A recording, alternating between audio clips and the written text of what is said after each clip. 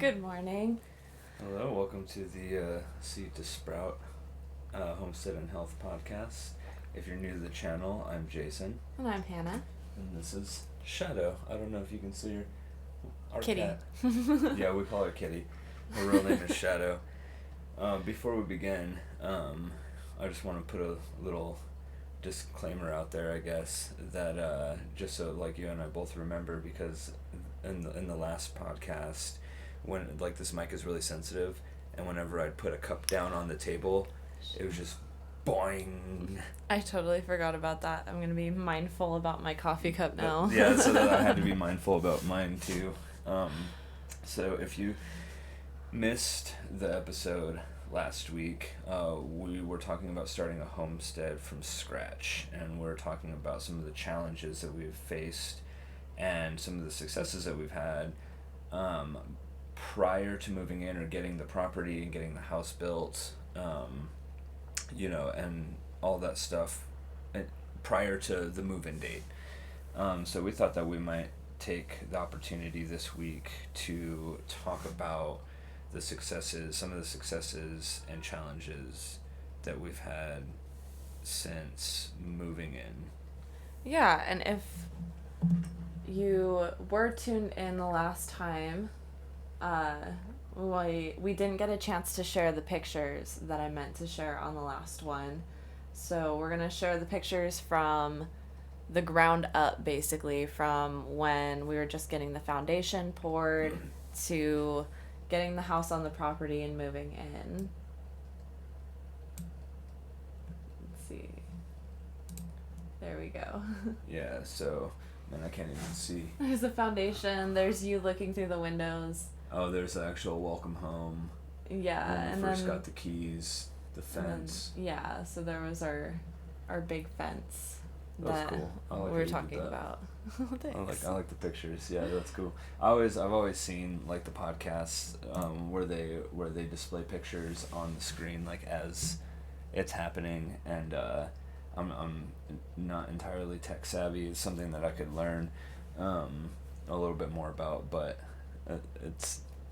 I always like wondered like how people did that.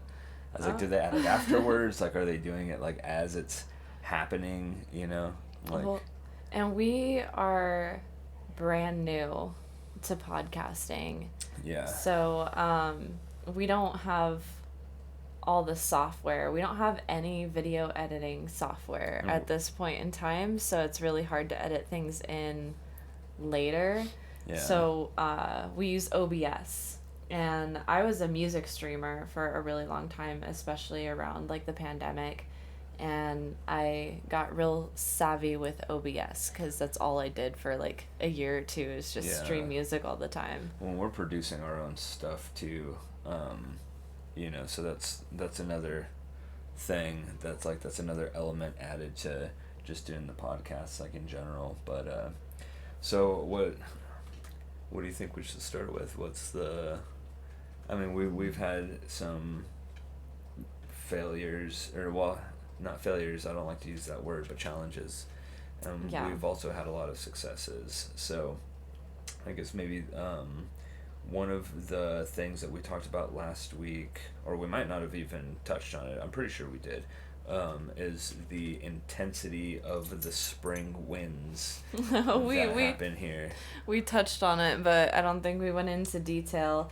So if you don't know, we live in New Mexico. We live in the Southwest, and the winds were a lot worse out here outside of city limits than inside the city. And it makes sense because if you think about the fact that there's less structure out here, it's a lot more open. I think I was like accidentally squishing her tail and she just like pushed me off. But she looks comfortable. But there's no buildings or anything to block the wind. It's all like pretty much open space. I mean, like we have neighbors that have houses and stuff, but you don't have condensed houses and just structures like together. A lot of open space, a lot of land and stuff out here. So the winds get like gnarlier, and then we're also at a higher elevation. than the rest of the city. Yeah. Because we are like closer to the Oregon Mountains, and like as we're going up, the elevation's going to increase, and as the elevation increases, the wind's going to increase too. But one of the issues that we had with that, we bought, and then I think you might have pictures to throw up on the screen, but we ended up buying a greenhouse. And this was our rookie mistake, okay? So don't judge us, but now that we know, we are not going to put anything without building a foundation first. Again, brand new to homesteading, brand new to like all this stuff. Like I have like pretty much no carpentry skills. I don't know what your what your skill set looks like when it comes to building things. I feel like my dad tried, but I didn't pay nearly enough attention to that kind of thing. It was a little bit of like the fear, I think. I think like the fear of power tools. Oh, okay, yeah. So I had like my mom at the same time. Like my dad was trying to get us to help with projects like that. My mom at the same time is just like, you can't touch that. So it's just like I kind of ended up being afraid of power tools, and even when we started using power tools, it still makes me extremely nervous. It's easy to cut a finger off, dude, like if you're not paying attention. Yeah. But so we bought this greenhouse, and it was rated like really high and everything. We had a couple friends come over. Shout out Paul. We shouted him out last week because he helped us with moving. But shout out Paul and Chantel for coming over and helping us, and the kids too. Man, the kids helped us build the greenhouse as well. Yeah, and that's actually. So we got some of the greenhouse images. And I would highly recommend this greenhouse, to be honest with you. It's just, if you're going to build it, put it on a foundation. But, like, look at that. Like, it was a beautiful. It was awesome. So great. It was really cool. And then, unfortunately... R.I.P. Unfortunately, like, the wind just destroyed it. Like, we had panels flying everywhere. It just skeletonized the entire structure of the greenhouse. And again, like, that probably could have been prevented, at least for the most part, if we had anchored it down to some kind of foundation. I wonder that, but I mean, if you look at the footage... Yeah, it looks like a tornado hit. There's strong winds, look at that. Well, and then we got kind of a funny story too. I'll wait till the clip ends, but we have this neighbor behind us, very cool dude, like him a lot. He's very soft spoken, and so we have these winds that are like the normal wind speed is like 25 to 35 miles an hour, and then you got gusts of like 50 to 60 miles an hour sometimes. And in that footage that you just saw, we were like trying to save the panels of the greenhouse while the wind is just destroying us, and some of the panels flew into the neighbor's yard. And then he's just so soft-spoken, and he's like talking to me over the fence, just really, really soft in this like wind. He's like, hey, I got some of your panels over here, and yeah, I'll get them for you. And then he was like asking me for my phone number and like all kinds of stuff. How do you spell your last name? Yeah, and I'm just all, hey. It was hilarious, and like he was just like real. He was real oblivious to like what was going on, but I thought it was funny. But that greenhouse was what we were going to use to obviously like grow our plants and stuff like that, and then hopefully like be able to start marketing some of our plants and selling them. And we want to build at some point. And now I forget what they're called. Wallapini. Yeah, those Wallapini greenhouses. And then what those are is where you essentially dig a hole, like a big hole. We would do probably like an 8x12, something like that. Yeah. 8x12 foot hole, and then you you put greenhouse glass over the top, and you have this little entrance that you can build with like bricks or logs or whatever, and it stays the same temperature all year round because it's basically thermally insulated by the soil. And that's like a really cool thing. And then it also, like, it would be like highly protected from the winds, it would be highly protected from anything like adverse weather conditions. you would Yeah. have to you would have to make sure that it's kind of airtight though, in case like it rains or something, because you don't like, if it rained a lot, like you don't want it to flood Yeah. in there, and I'm sure there's ways to go about it. So at some point, like, that'd be a really cool thing, and that's something that we really want to do. Again, we've only been on this property for a year, and we've already done like quite a bit with the house. We've done quite a bit with the property, like as much as we could, and we continue to work on it every single day of the entirety of the week, whether that's maintaining the inside, maintaining the outside, because one of the things that we don't want to do is, in 5 years' time, have the property looking exactly the same. Yeah, just constantly trying to make improvements and changes and planting trees slowly. So, it's probably something we'll probably plant at least one more this year, right? Yeah, and then for those that don't know, the ideal time to plant the trees is when they're either going dormant or are fully dormant. So in the fall time or in the winter time. Yeah. So the reasoning for that is because it's less stress on the tree. It can focus like all its energy into just, because it doesn't have to worry about leaf production or fruit production or flower production or anything like that. It can focus all of its energy into root establishment Yeah. and root development. So it stresses the tree out less, and sometimes, like, trees will, or just plants in general, will go through what's called transplant shock. And actually, when I first started like getting into plants and didn't know anything, like, that was the easiest way to kill a plant that I found, was through transplant shock. Because I would just like, I'd get the plant, I'd take it out of its other, like its one pot, and then I'd either put it in the ground or I'd up pot it into a larger pot, and I wouldn't give it a thorough amount of I wouldn't give it any water beforehand. I'd only give it water after. But that causes the plant to it can eventually die. When you do that, it can stunt its growth, and then it can die because you're literally shocking the plant. You're just taking it from one location to the other.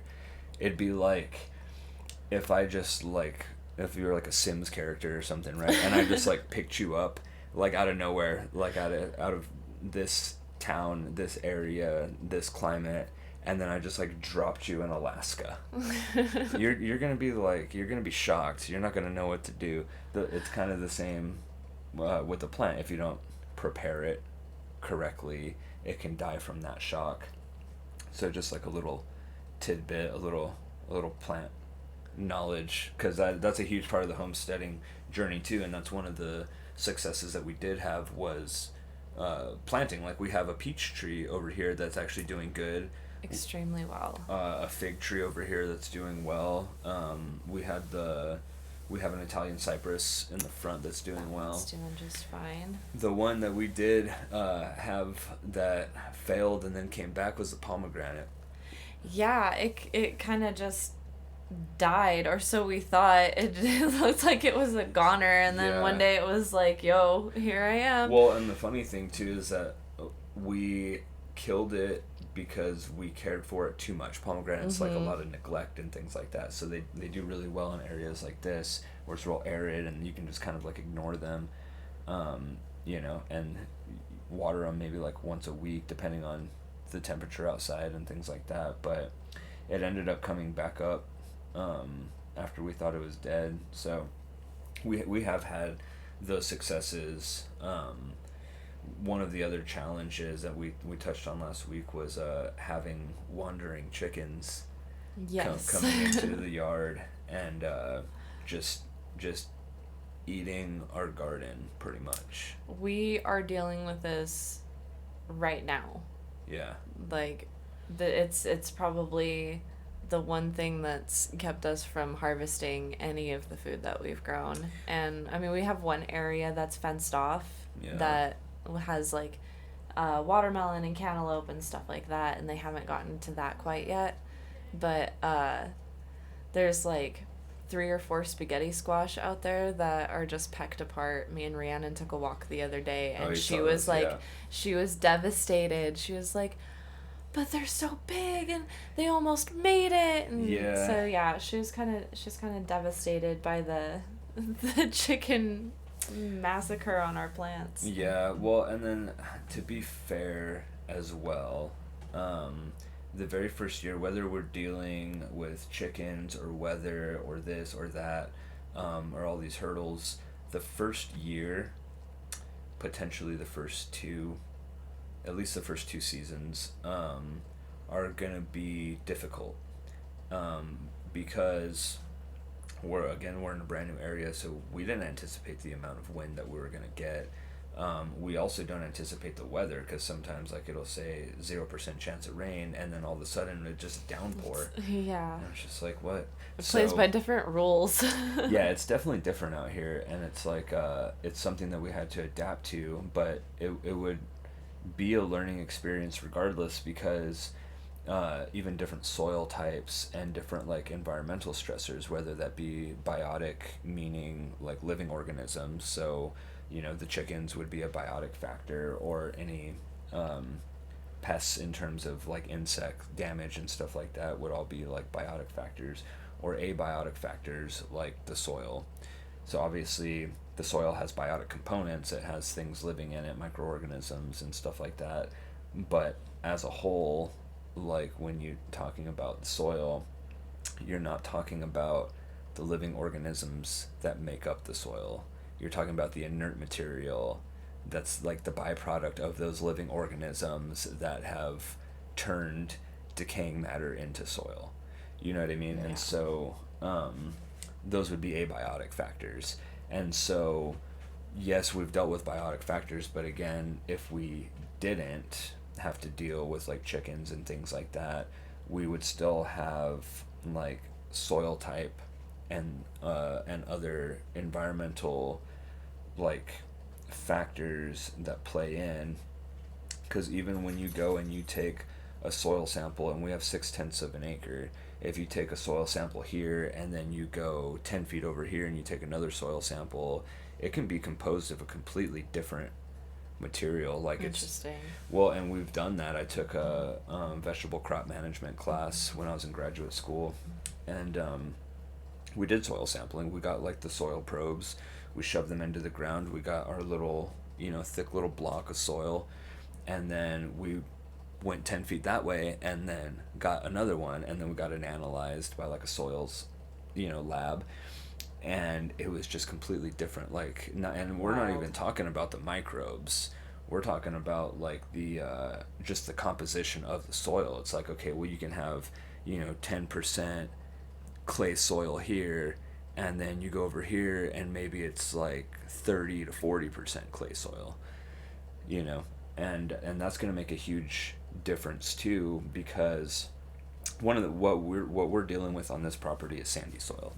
Mm-hmm. And the issue with sandy soil is the particles are so big that since the particles are so big, there's more space in between the particles of the sand, which means that the water percolates through the soil at a faster rate and might not be absorbed fully by the roots and stuff like that. And when you're dealing with something like summertime and summertime heat and stuff like that, you're going to have to water more often than not, because of the rate of infiltration of the water into the soil.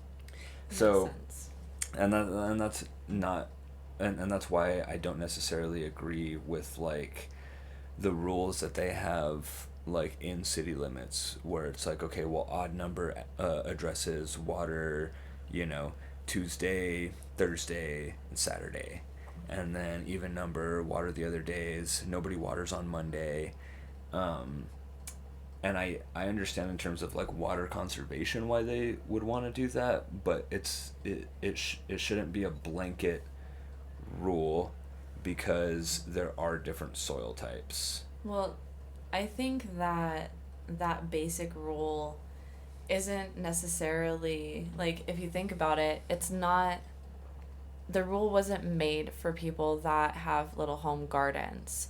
The rule was made for people that have green lawns Mm-hmm. that are watering the heck out of their grass every single day to keep these perfect trim green Yeah. lawns, you know, and that's where water conservation comes in, because it doesn't necessarily do anything for the environment. All it does is make someone's house look neat. Yeah, and I mean there are arguments against that too because grass does, so it depends on like where you're trying to grow your grass and what kind of climate and what kind of grasses even, because if you're trying to grow something like Bermuda grass that can handle the heat a little bit more, it can handle a little bit less water, you know, and things like that. And grass, I mean, like it still does transpire and cool the environment by a certain, you know, degree, like a certain amount of temperature. It can cool the surface level temperature, so it does play its role in the environment. But yeah, I do understand what you're saying, and I do agree that lawns, that's kind of like all they provide. I mean, they Yeah. provide aesthetics, they provide places for you to like run around, they provide like grounding, you know, like since we're I don't want to say we're a different kind of homesteader, but like I do feel like we kind of are because we have a huge connection with the land, and we incorporate a lot of spiritual, you know, spiritualness into our homesteading. To the extent that we have a more difficult time just removing things that would be considered weeds. And Yeah. I think that uh, this year that might have been one of our challenges is we had tons of amaranth, like literally everywhere. And I think that had I been feeling better, we would have done more with the amaranth that was there. We would have collected a whole lot more of it. Yeah. But I think that it was part of the reason, and you can correct me if I'm wrong here, but I think it's part of the reason that our pumpkin patch didn't do as well. I think there was too Yeah. much amaranth in that area, and we might have thinned it out, and it would have been okay. Yeah, and we just have to be selective. And again, like next year is a whole new year. You know, next season is a whole new growing season. We'll have a lot of opportunity to kind of like pre-plan. Um, and since your health has been shown to be rebounding, you know, we have the opportunity to really keep up with the land, because one of the issues, or one of the challenges, was not being able to do everything that we needed to do to be able to keep up with the amount of things that we needed to keep up with.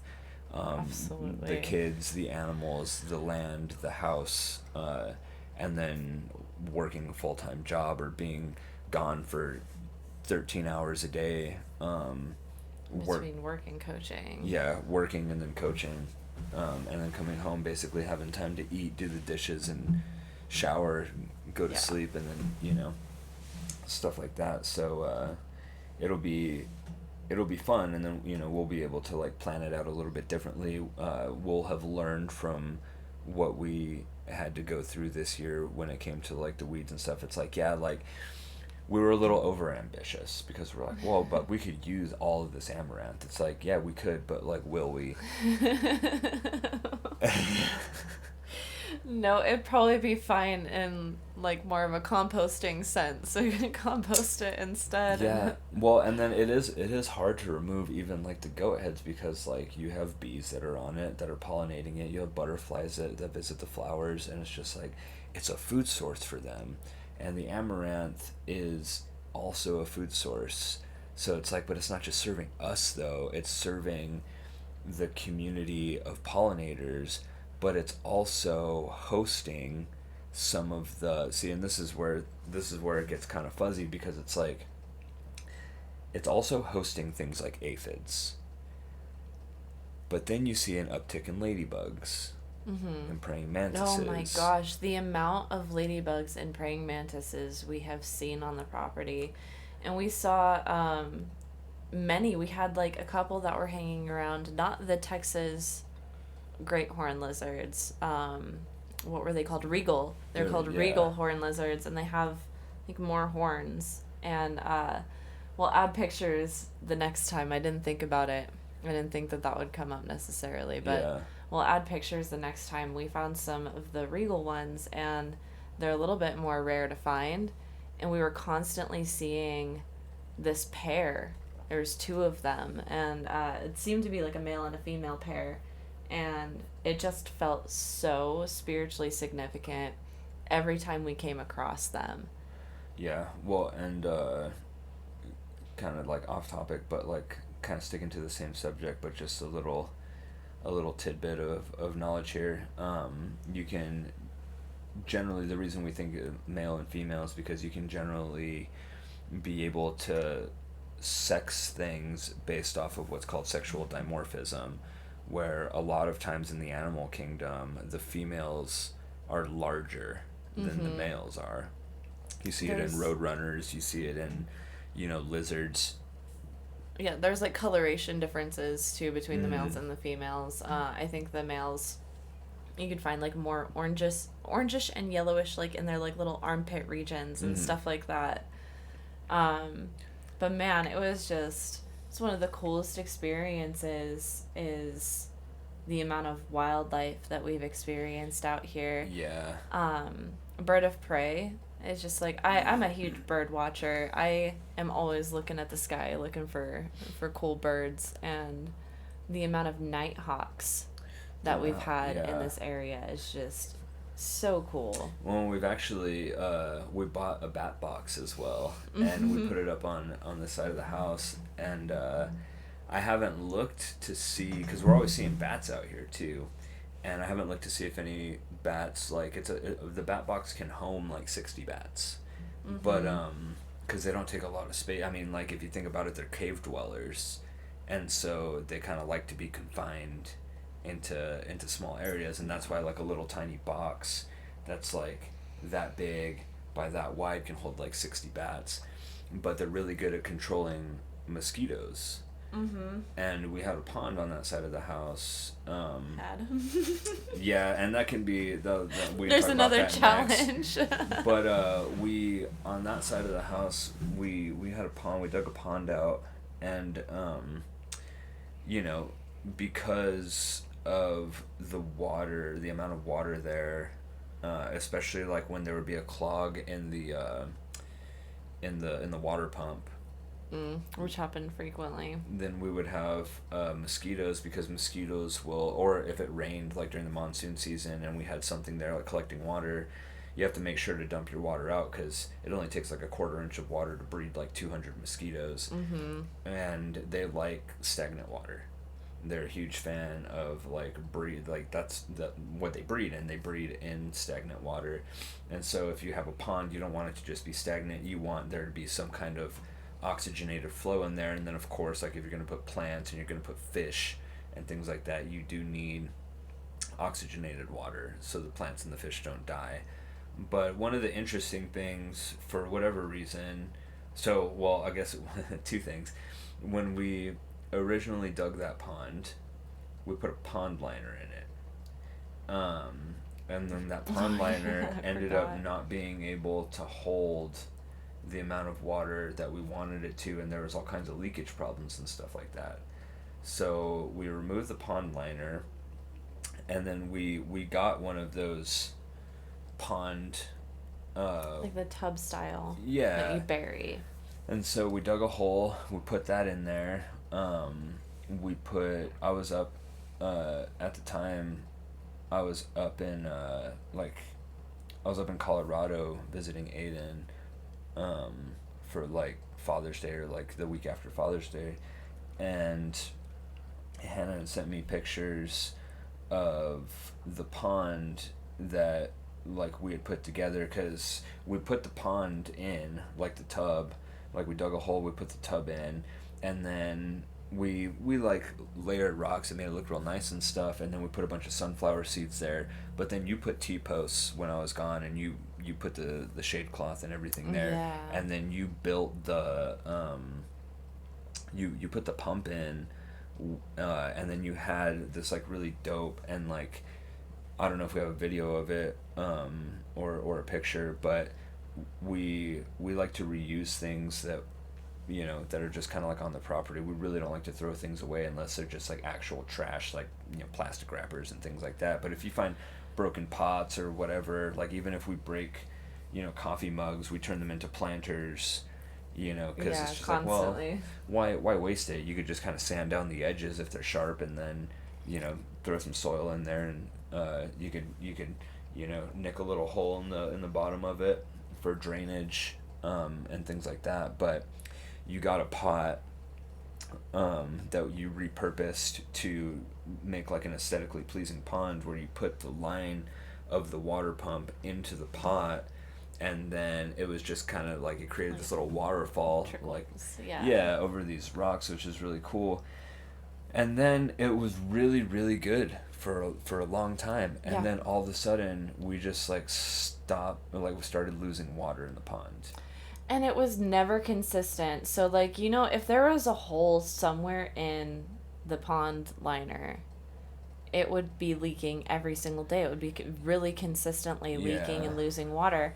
But it'd be the weirdest thing. Like, we would have maybe 3 or 4 days or, like, a whole week and the pond was fine. And then one day it would just be, like, absolutely empty, practically. Yeah. And then eventually it started happening more frequently that we were losing water in it, and I still don't necessarily have an explanation. I thought maybe because like we have all of the chickens that come up, and the neighbors also have geese and ducks, and they don't usually make it that far. They don't usually come over to that side of the yard, but I mean, I have seen them closer by, so maybe. Even then, the amount of water that we lost, like if it was going down maybe like a little bit, but it would be a full tub and then just empty, and within 24 hours, and we didn't see any leakage, we didn't see any water puddles anywhere. And then again, we'd fill up the thing, and then some days it would be gone the next day, some days it would take 4 or 5 days or even longer. So it's really peculiar, and I don't quite know. And I mean, now that it's empty, we can spray it out and look at it and see if maybe there's any fine cracks or something like that would cause like some leakage in some areas. I still don't think that makes sense, but just any kind of explanation would be cool. Even if so, it would be leaking at a consistent rate, you would assume. And then your parents gave us another pond liner, and so and this one's bigger, I think, and that's one of the things that we can get into in the winter time. We're doing a lot, because right now the weather's been really weird. We haven't really necessarily got a first frost yet. I think it only got down to 36, so it got pretty close, but we haven't fully gotten a first frost yet. It hasn't gone down to 32 degrees Fahrenheit quite yet, so it's still like an odd time to be growing anything, because nothing is really going to grow right now. I mean, like, you got cool weather crops and stuff, like we could probably still maybe squeeze out, I don't know, it's November, so maybe not, but the one go ahead. Go ahead. I was just gonna say, I think like over the next couple of months, the best idea is just to prepare. Like, I don't know that we did enough of that the last time, because we didn't really know what we were doing or what was going on. It was things together.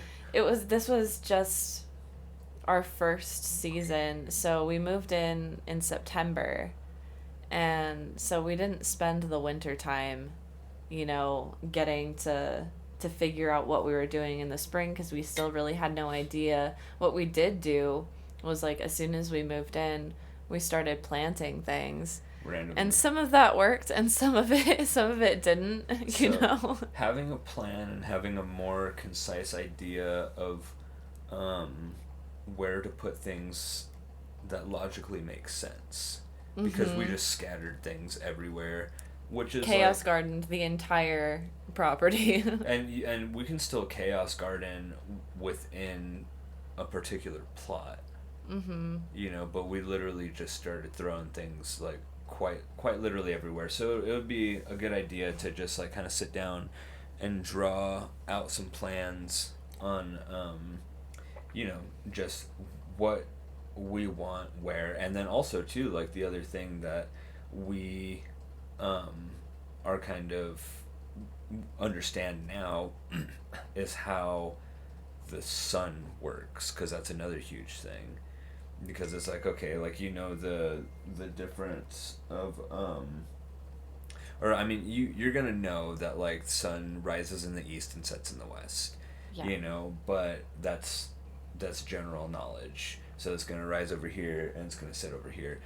But the thing to that's not the general knowledge, and you have to really, like, kind of see what your property has, is going to be like, at what point in the sky is the sun going to be at an angle that casts a shadow from this light pole or our house or this building or whatever.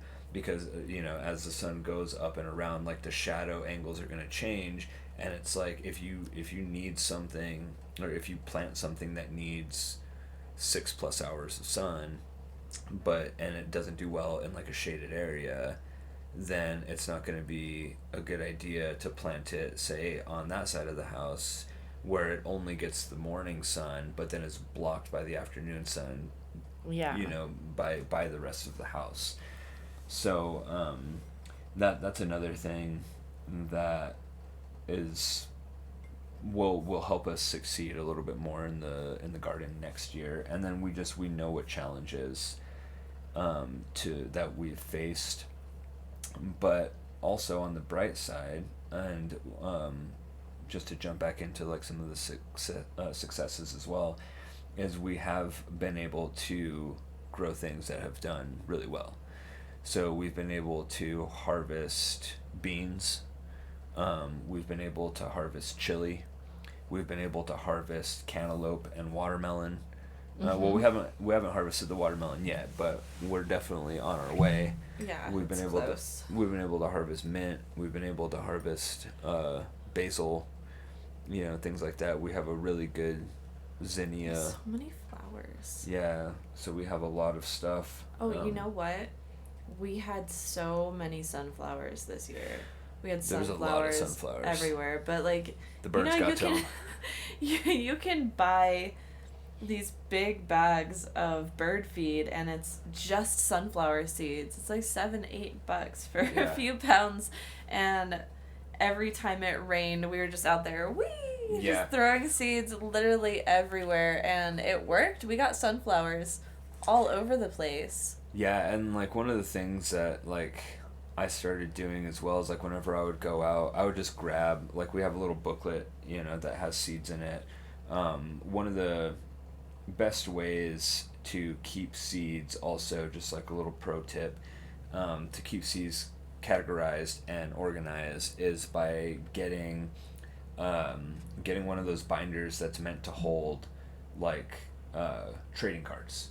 Or like, old photo albums. Yeah, I bet you if you, like, just to go into a thrift store, you find that's old what we photo did. Albums. Yeah, I'm pretty sure that's exactly where we got ours. That's definitely an old thrift store find. And then we just, like, put the seeds in there, and then you could just put them alphabetically, you know, or whatever, so they're easy to find. So you're not just, like, you know, if you're looking for beets or something, you don't have to flip through the entire book to find it. You can just, like, okay, well, here's A and here's C, so B is, like, somewhere in between. Yeah, and I think I had them, like, in little sections too. So, like, all of the herbs were in this section right here, and then flowers were here, and vegetables were here. Yeah. So, like, if you're looking for one specific thing, you could just jump to it. Yeah, and so what I would do was I would just grab a packet of seed, Didn't matter what it was. I just grabbed it, whatever. And then like I would just go, and whenever I would water, like as I was waiting for the water or whatever, I'd just like poke little holes in the ground with my finger and then just like throw the seeds in there and just cover them back up.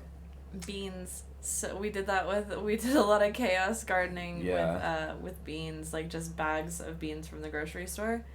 And honestly, I feel like if anything did the best, it was the sunflowers and all the beans that we did, and that was just like bulk from the grocery store type stuff.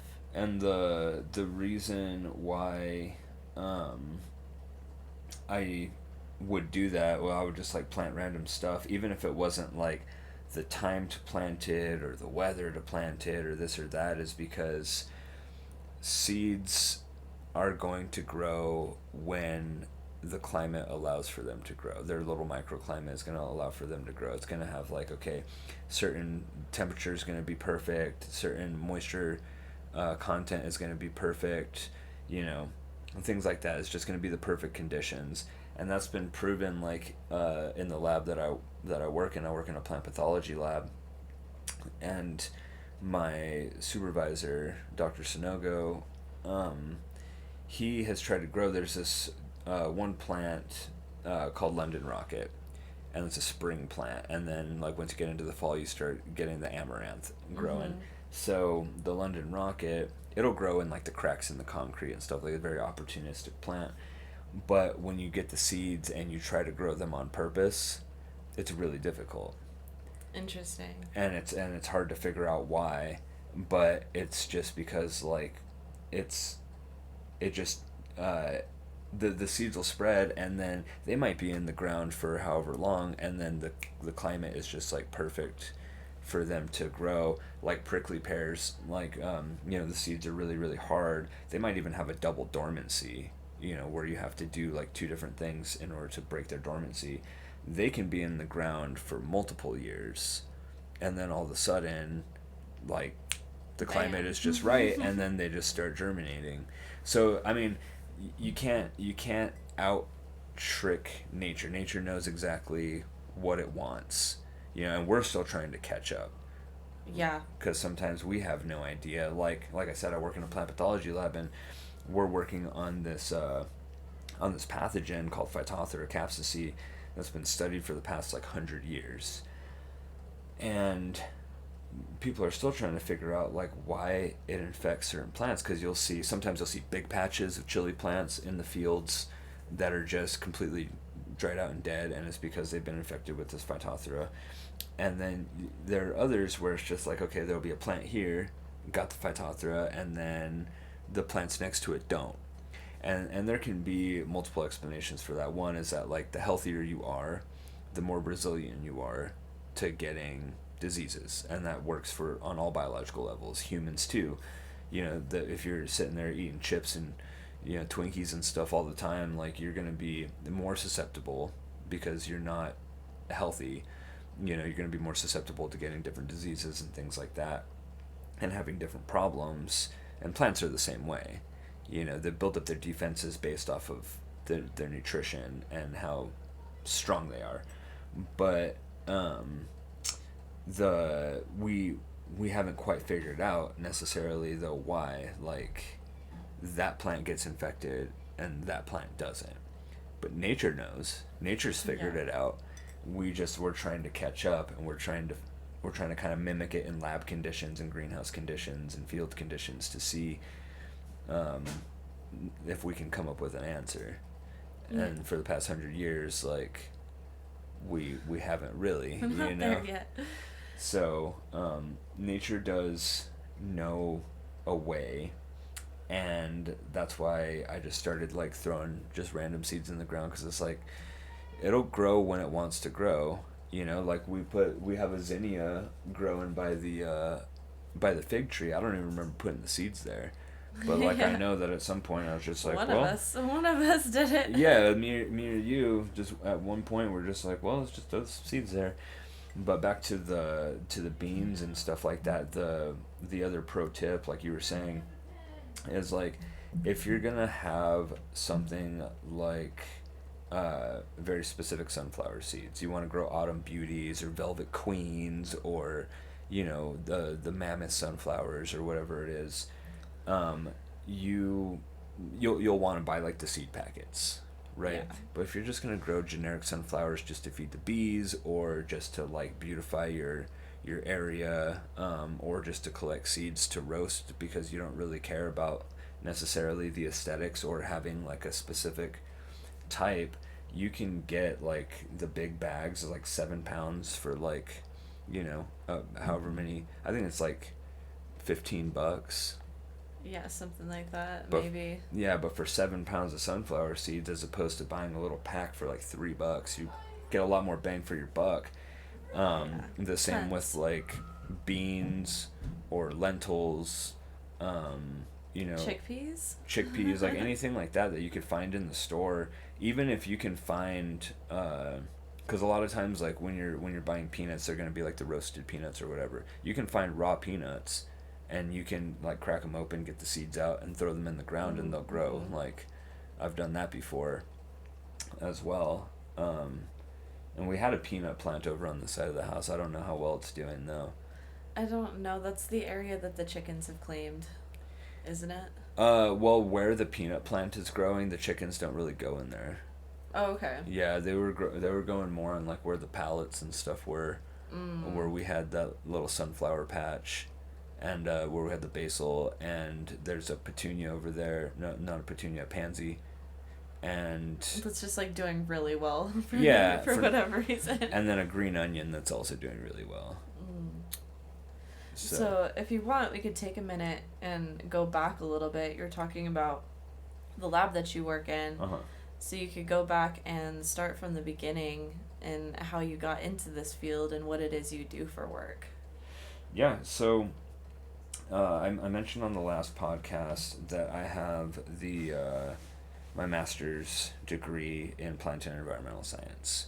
So for my master's thesis, I did a project on what was known as the Gold King mine spill, which is basically where a soil plug got knocked loose up at the Gold King mine that starts up in Silverton, Colorado. There was a soil plug holding all this well water, or not well water, all this wastewater back, and it got knocked loose by some machinery, some people that were working up there, and then it unleashed 3 million pounds of contaminated wastewater, or 3 million gallons, sorry, of contaminated wastewater into the Animas River, which connects to the San Juan River shed, and at a certain point, and then flows down. So that's up in like northern New Mexico, southern Colorado, the Farmington, New Mexico / Silverton, Colorado area.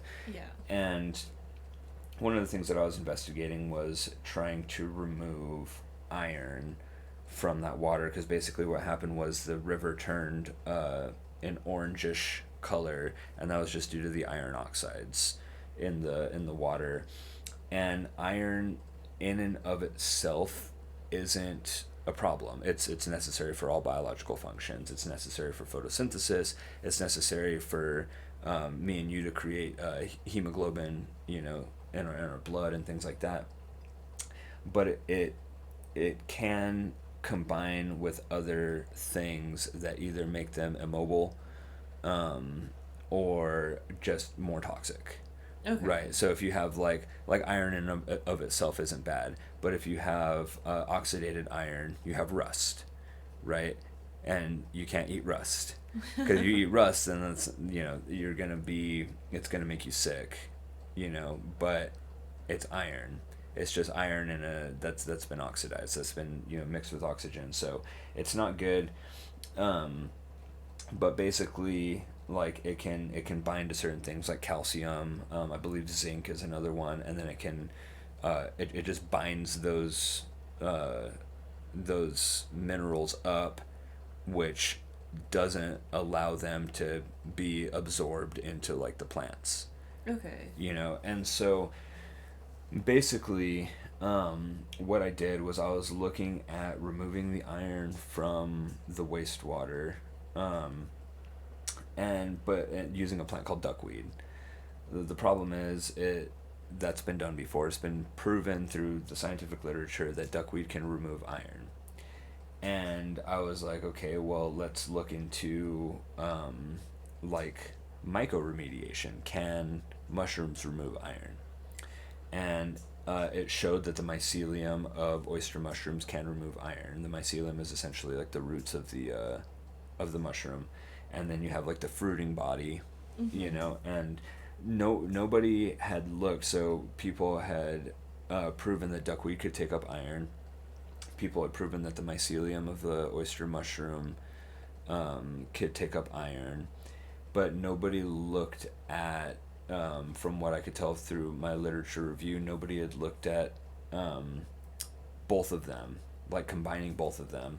So oyster mushrooms are what's known as a saprophytic fungus, where they break down living material. You'll find them growing on like tree logs and stuff like that, breaking down wood, you know, in the forest. And then they, we're gonna have to tell these kids to go hang out in the room, I think. That's okay.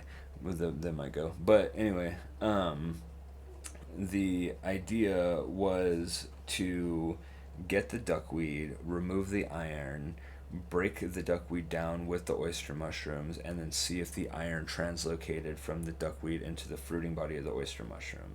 My idea was you have about 40% of the world that's anemic. 44%, I think, of the world. The number might change. This is back in like 2018. And you want to deal with the anemia, because anemia is just a lack of iron. So it's like, okay, if the iron can move from the duckweed into the mushrooms, then we could potentially create an iron-enriched mushroom. And then you also get like the vitamin D and the protein and all that other stuff that mushroom offers. And then we could use that to try to like curb anemia. The results didn't show that. It didn't show any translocation from the duckweed into the fruiting body of the oyster mushroom. So I was like, well, man, that's not the result I wanted, but like, how can we put a positive spin on it? Well, it turns out that iron is a transition metal, and there are other transition metals that tend to act the same, that are more dangerous, but tend to act the same in similar environments. So we have iron as a transition metal, but then you have, you know, mercury and lead and other things that might be a little bit more difficult, or they're a little bit more harmful, right? And so, hold on. Sorry. Oh, sorry. They, Kids, take it in the room, please. Thank you. They probably forgot that Oh, no. they were asked to be back there. After a while, you know, you're playing. And it's like, oh yeah, why are we in here? No, and that's fine. I just, it was gonna be too much noise, too much, you know, like audio interference. Yeah. On the microphone. But yeah, so anyway, so that was the point, right? The point was to try to see what would happen. So since iron is a transition metal and it tends to act similarly as other transition metals in similar environments, we could use it as an analog to see whether other things might translocate. And if iron doesn't translocate from the duckweed into the oyster mushrooms, there's a possibility that mercury can't and lead can't and all the other ones can't either. So the idea would be, okay, we remove these toxic metals, these transition metals, from the contaminated wastewater. We break them down with the oyster mushroom mycelium, and then we still are able to have an edible product at the end of it. And of course, more testing had to be done, you know, and things like that with the actual, like, more dangerous transition metals. But that's where my experimentation stopped in terms of my master's degree. So what happened was, I had 3 people on my committee, and Dr. Sonogo, who's my boss now, was one of the people because he's a mycologist over at New Mexico State University.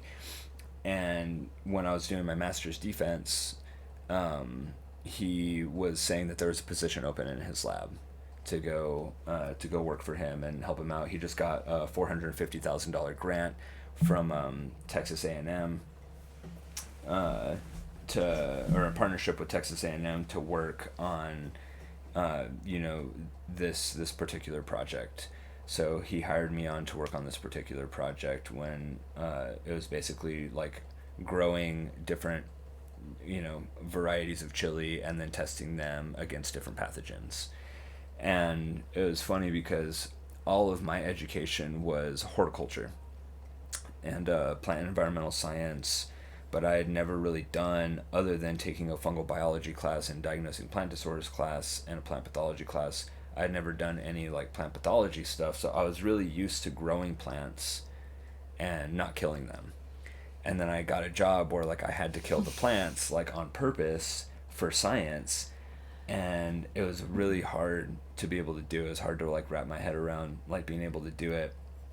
And like now I'm able to do it because like I understand that like I'm working towards like a greater good.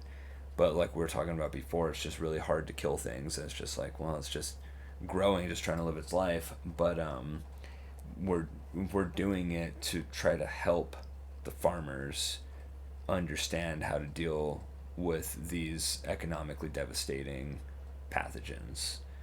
Yeah. So that's how I got hooked up with this lab, and then I worked for a while, like a few years, and then Dr. Sonogo ended up getting close to a $6 million grant, and he needed a program manager for that grant. So I applied for it, and then I interviewed for it, and in front of like a panel of like 5 or 6 different people, and then I ended up like getting that job. So now I work as a program manager for this multi-million-dollar project that's based around this Phytophthora capsucea pathogen that we're looking at, and we're trying to mitigate the incidence of. How did it feel going from the lab position to becoming a project manager? I mean, it was cool. It was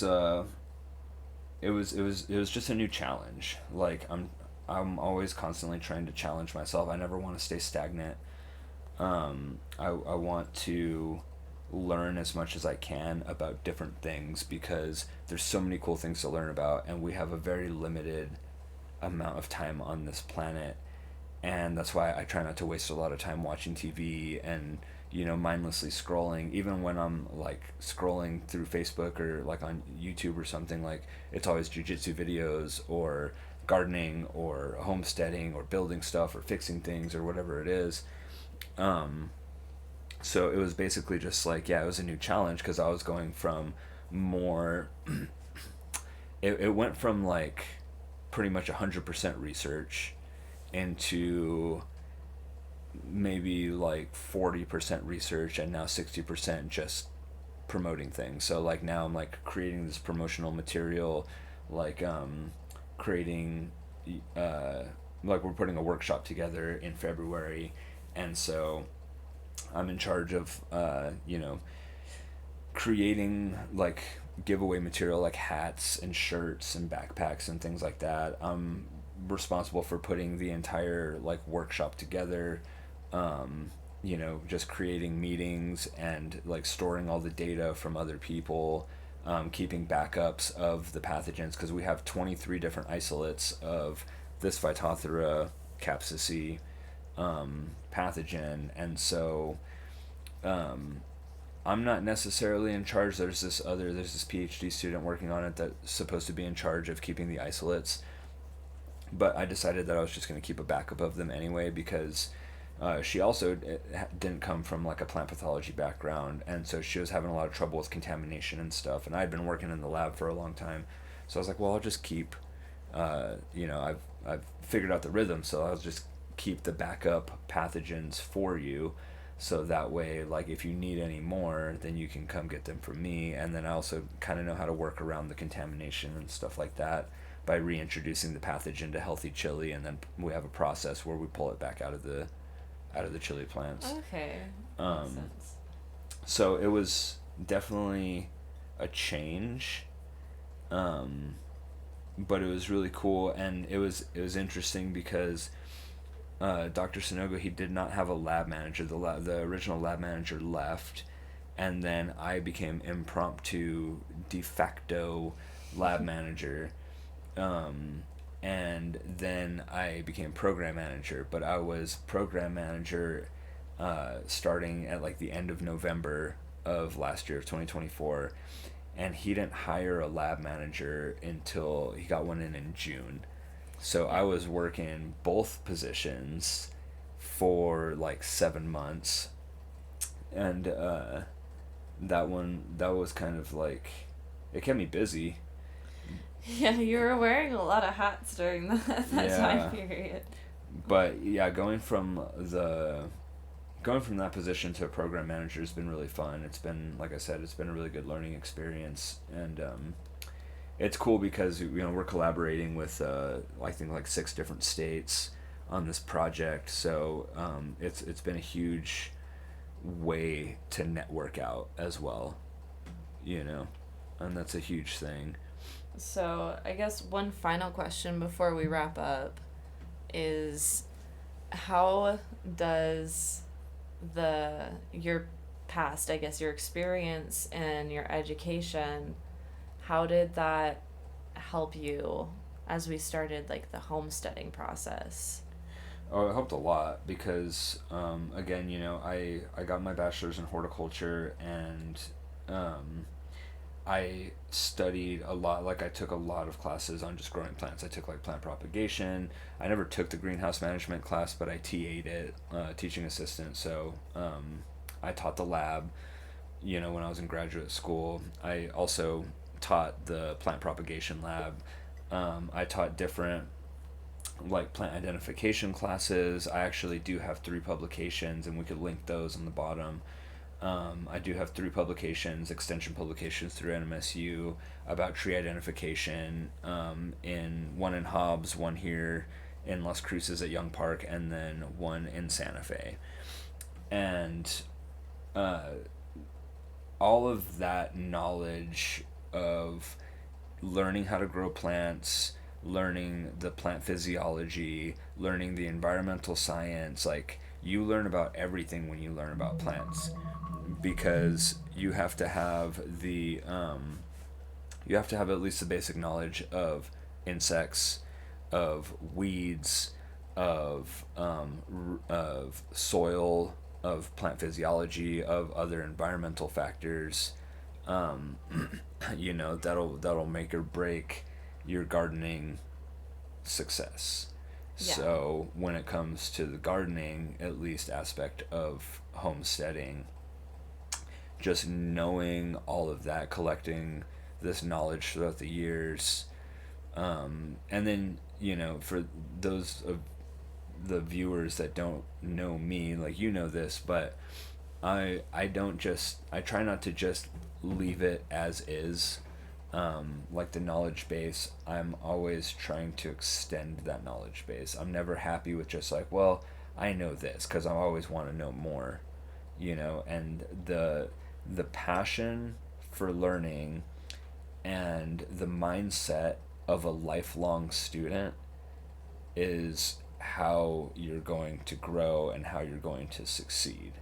I think that it takes a lot of ego out of the situation too, because you get people that like to learn and that get degrees, and then at some point they just kind of decide that they've learned enough and that they know better than everybody around them. Yeah.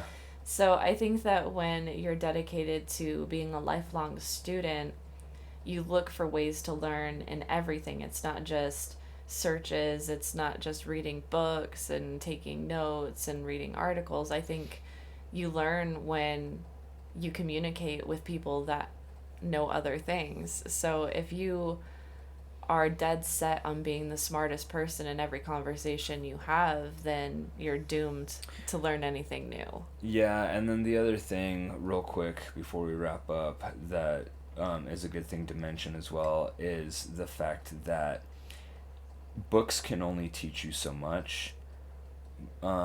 School can only teach you so much. Classes can only teach you so much.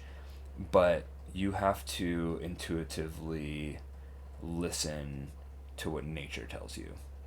Absolutely. So if you're trying to, you know, don't fix what doesn't need to be fixed, right? Mm-hmm. If I'm healthy, I'm not going to go to a doctor, right? But if I start showing symptoms of things and I need to figure out what's wrong, I'm going to take I'm going to take an approach of like trying to figure out like what's wrong, and if I can't figure it out, I'll go to a doctor and I'll get some kind of results back, but I'm not going to go if I'm not showing symptoms.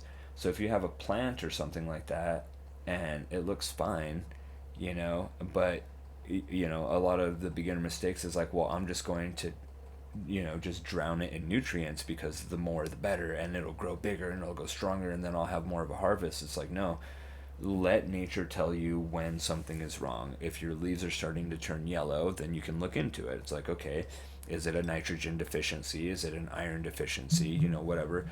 And then you can just add. It's a lot easier to add than to take away. And then you can just add whatever you need to add in order for that to happen. Are your leaves starting to wilt? Well, okay, like let's look, how much water did you give it? Did you give it too much water? Did you give it not enough water? Are there insects on there that might be like causing damage? But you have to let nature tell you, Yeah. What is going on. So I think that's also a part of just being a lifelong student is not just learning from humans, because humans are the ones that write the books and teach the classes and all that stuff. But nature is just, if you listen, it'll tell you. That's the OG teacher right there. Yeah. Like honestly, if you're willing to actually listen to what nature is telling you, like it will tell you what's up. You just have to be willing.